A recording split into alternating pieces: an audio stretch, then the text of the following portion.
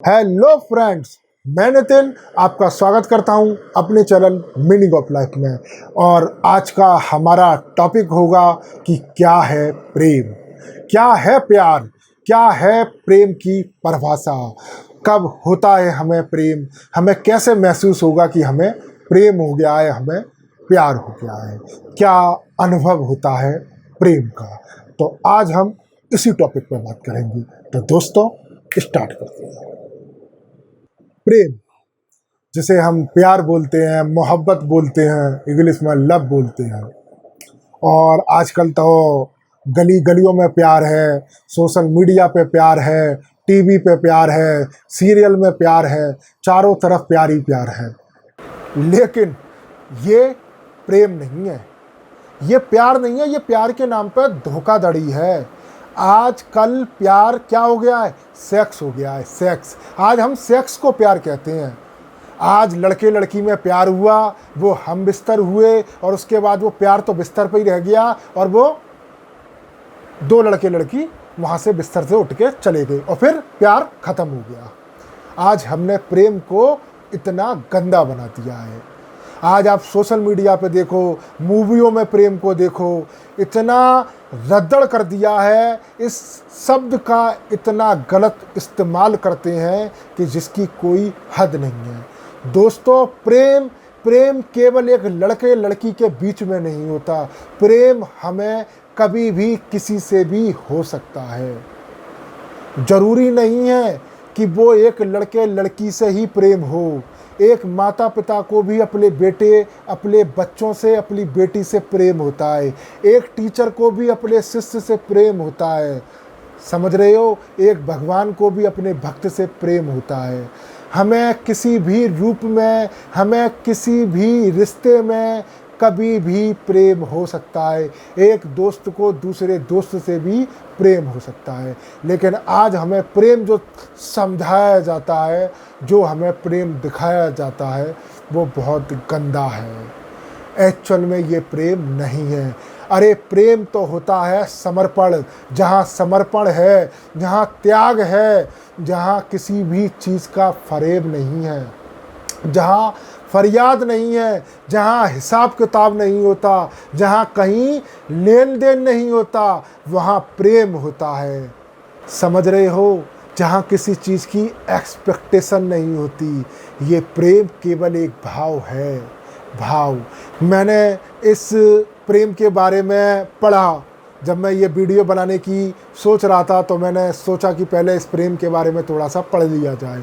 अब मैं पढ़ रहा हूँ तो उसमें लिखा हुआ है कि प्रेम मीठा जहर है। ये ऐसा जहर है कि इसको पीने से ही हमें अनुभव होगा कि प्रेम क्या है। इसमें हमें बहुत कुछ खोना पड़ता है। अरे भाई, हमें कुछ नहीं खोना पड़ता, कुछ नहीं। प्रेम हमेशा मुक्त करेगा, आपको कुछ भी खोने नहीं देगा। ना ये कोई मीठा जहर है, ना ये कोई खट्टा जहर है।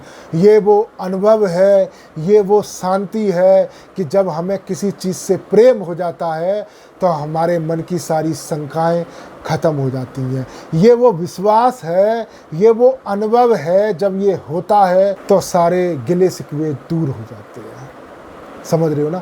प्रेम वो है जिसमें कोई फरियाद नहीं होती। अगर आप किसी से प्रेम करते हो तो वो आपसे ये नहीं कहेगा कि आप इतने लेट क्यों आए थे, मैंने आपको इतना कॉल किया, आपने मेरा फ़ोन क्यों नहीं उठाया, आज आप मेरे लिए क्या लाए हो, आज तो मेरा बर्थडे है, आज तो आप मुझसे कुछ ना कुछ गिफ्ट करेंगे, आज तो मेरा हैप्पी बर्थडे है। जहाँ पर मांग है, जहाँ पर फरियाद है, वहाँ प्रेम है ही नहीं है। प्रेम तो वो अनुभव है कि शरीर दो होते हैं लेकिन प्राण एक होते हैं, वो है प्रेम। आप सबसे बढ़िया उदाहरण मैं आपको रामायण देता हूँ। रामायण आप जब पढ़ेंगे तो शुरू से लेकर लास्ट तक आपको सिर्फ प्रेम ही प्रेम दिखेगा, सिर्फ प्रेम ही प्रेम। भरत का अपने राम के प्रति प्रेम। जब राम वनवास में गए तो भरत कहाँ गए? पीछे पीछे गए अपने भाई को बुलाने के लिए। जब भाई ने आने से मना कर दिया तो वो उनकी चरण पादुका ले आए। ये भाई का भाई के लिए प्रेम। जब राम वनवास में गए, जब वो कहाँ सोते थे, जमीन पर सोते थे, तो भरत भी अपने भाई के प्रेम के लिए कभी भी बिस्तर पे नहीं सोए, वो भी हमेशा जमीन पर सोए। वो भी कभी महल में नहीं सोए, महल से बाहर उन्हें अपनी कुटिया बनवाई, वहाँ जमीन पर सोए। ये प्रेम है। प्रेम किसी भी रिश्ते में हो सकता है भाई। ये अपने दिमाग से निकाल दो कि ये केवल लड़के लड़की के बीच में ही प्रेम होता है। इन मूवियों के चक्कर में मत पड़ो, इन सीरियलों के चक्कर में मत पड़ो। ये प्रेम नहीं है, ये रील है, ये रियल लाइफ नहीं है, ये रील है, ये केवल एक एंटरटेनमेंट है। लेकिन एक्चुअल प्रेम क्या है, अगर उसे समझना है तो आप अपने धर्म को समझें, बहुत ऐसे ऐसे कहानियों को समझें, तब आपको समझ में आएगा कि प्रेम क्या है। भरत का प्रेम आपको मैंने समझाया, लक्ष्मण का प्रेम देखो, उसने अपनी पत्नी उर्मिला, अपनी माँ, सबको छोड़ दिया अपने भाई के प्रेम के लिए, और वो अपने भाई के साथ कहाँ चले गए, वनवास चले गए।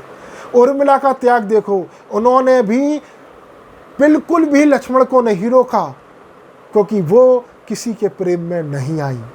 समझ रहे हो ना? जब हमें किसी से प्रेम होता है तो हम बिल्कुल भी उसको बांधते नहीं हैं, क्योंकि प्रेम हमेशा मुक्त करता है और मोह हमेशा हमें बांधता है। वो जानती थी कि लक्ष्मण अपने भाई राम से बहुत प्रेम करती हैं, क्योंकि उर्मिला भी लक्ष्मण से बहुत प्रेम करती थी। जो प्रेम को समझेगा तो वो सामने वाले प्रेम को भी समझ जाएगा कि सामने वाला भी किसी से प्रेम करता है। समझ रहे हो ना? आजकल का एक डायलॉग है, तू मेरी नहीं हुई तो मैं किसी और की नहीं होने दूंगा। तो लोग हंसी में भी बोलते हैं, अगर तेरी होगी तो क्या सबकी होने देगा? समझ रहे हो? तो प्रेम में कहीं भी लेन देन नहीं है। प्रेम तो हमेशा मुक्त करता है, वो है ही समर्पण, वो त्याग है। आप जितना त्याग करेंगे, आप जितना अपने प्रेम के लिए झुकेंगे, जितना समर्पण करेंगे, उतना ही आपका प्रेम बढ़ेगा। समझ रहे हो दोस्तों? सीता जी को देख लो भाई, वनवास तो केवल राम को ही मिला था, लेकिन सीता जी ने भी क्या, राजपाट महल सब त्याग दिए और अपने पति के साथ कहाँ चली गई, वनवास चली गई। तो ये प्रेम है। समझ रहे हो गुरु? और भी मैं आपको प्रेम समझाऊं, भक्ति का प्रेम समझाता हूं। हनुमान को देख लो, राम के प्रति उनकी भक्ति का प्रेम। समझ रहे हो कि शायद इससे बढ़िया एग्जाम्पल आपको मिल ही नहीं सकता। तो प्रेम किसी भी रूप में हो सकता है भाई, किसी भी रूप में, किसी भी स्थिति में, किसी भी रिश्ते में, किसी भी रूप में हो सकता है। मीराबाई को देख लो, वो भी प्रेम करती थी, उनके प्रेम को भी आपने सुना होगा, पढ़ा होगा। तो प्रेम लड़के लड़की के बीच में नहीं है, प्रेम किसी भी रिश्ते में हो सकता है। एक माँ बाप के रिश्ते में देख लो आप, माता पिता, माता पिता अपने जीवन के हर सुख को त्याग देते हैं अपने बच्चे के भविष्य के लिए। क्यों? क्योंकि वो अपने बच्चों से निस्वार्थ प्रेम करते हैं। मैंने कहा ना, जहाँ पर प्रेम के लिए कोई मांग नहीं होगी, जहाँ पर कोई फरेब, जहाँ कोई फरियाद नहीं होगी, वहाँ प्रेम होगा। और माता पिता बिल्कुल सब कुछ छोड़कर अपने बच्चों के भविष्य को बनाने में लग जाते हैं, निस्वार्थ उनसे प्रेम करते हैं और उसी प्रेम के लिए उनके जीवन को बनाने में लग जाते हैं। ये प्रेम है। जहाँ पर मांग होगी वहाँ प्रेम नहीं होगा दोस्तों। तो मैं आपको कई तरीके से उदाहरण देके समझा रहा हूँ कि प्रेम की क्या परिभाषा है। और सबसे अच्छा उदाहरण है भगवान श्री कृष्ण और राधा का। ये तो मतलब जग जाहिर है राधा कृष्ण का प्रेम। आपको ये बात जानकर बहुत आश्चर्यचकित होगा, शायद बहुत से लोगों को पता होगा और बहुत से लोगों को नहीं पता होगा। राधा कृष्ण 11.5 साल साथ में रही। समझ रहे हो? जब भगवान श्री कृष्ण को लेने के लिए आए कि अब आपको मथुरा चलना है, मामा कंस ने आपको बुलाया है, तो वो राधा से कहकर गए थे कि मैं 2 दिन में आ जाऊंगा। क्या कहकर गए थे? 2 दिन में, 2 दिन में लौट आऊंगा। लेकिन दोस्तों, उनकी और राधा की मुलाकात आपको पता है कब हुई थी? 100 वर्ष बाद। 100 वर्ष बाद मिले थे राधा और कृष्ण। मतलब वो 2 दिन की कहकर गए थे, लेकिन 100 वर्ष बाद मुलाकात हुई थी। और जब मुलाकात हुई थी तब राधा ने उनसे ये नहीं पूछा कि 100 साल बाद क्यों आए, तुमने मुझे धोखा दे दिया, तुम धोखेबाज हो, तुम तो कह के गए थे कि मैं 2 दिन में लौट आऊँगा, अब 100 दिन बाद आई हो तो मेरे लिए सोने का हार लाए हो, अब तो तुम द्वारकाधीश हो गए हो, एक काम करो आधी संपत्ति मुझे दे दो। ऐसा कुछ भी नहीं था, ऐसा कुछ भी नहीं था। उन्होंने तो दोबारा से जब भगवान श्री कृष्ण को देखा और कृष्ण ने राधा को देखा तो वो दोनों एक दूसरे में खो गए। वो निशब्द हो गए, वो कुछ बोल ही नहीं पाए, सिर्फ उनकी आंखें बोल रही हैं एक दूसरे से। वो उनका हाल जान रहे हैं और वो उनका हाल जान रही हैं। ये प्रेम होता है दोस्तों। उन्होंने शिकायत नहीं की, कोई फरियाद नहीं थी उनकी, इसलिए आज हम उन्हें पूछते हैं। हमने कभी भी रुक्मणी और भगवान श्री कृष्ण को एक साथ नहीं देखा होगा, हमने राधा को ही साथ में देखा होगा। तो ये प्रेम है। जहाँ प्रेम में कोई फरियाद नहीं है, जहाँ कोई हिसाब किताब नहीं है, जहाँ कोई मांग नहीं है, वहाँ प्रेम है दोस्तों। एक बार राधा ने कृष्ण से पूछा था कि हमारी और आपकी शादी क्यों नहीं हुई, तो भगवान श्री कृष्ण बोले कि राधा, शादी तो 2 लोगों के बीच में होती है, हम और आप तो एक ही हैं, तो शादी की ज़रूरत क्या है।